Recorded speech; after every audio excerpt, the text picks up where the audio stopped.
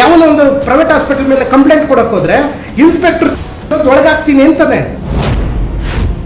Private ಹಾಸ್ಪಿಟಲ್ಗಳಲ್ಲಿ ಲೂಟಿ ಮಾಡ್ತಾವ್ರೆ.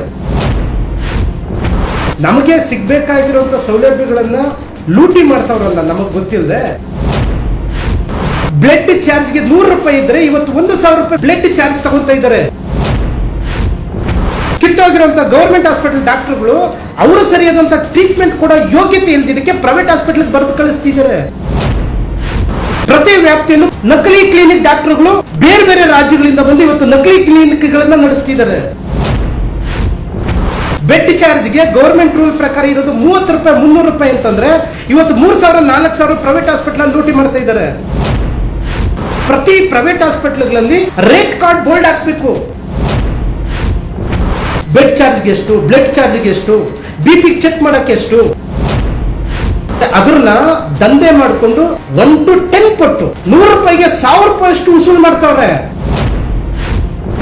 ಇದ್ರನ್ನ ನಮ್ಮೆಲ್ಲ ಕಣ್ಣಿಗೆ ಕಾಣಿಸ್ತಿದ್ರು ಯಾರು ಪ್ರಶ್ನೆ ಮಾಡಕ್ ಆಗದಿರೋ ಪರಿಸ್ಥಿತಿ ಇದೆ.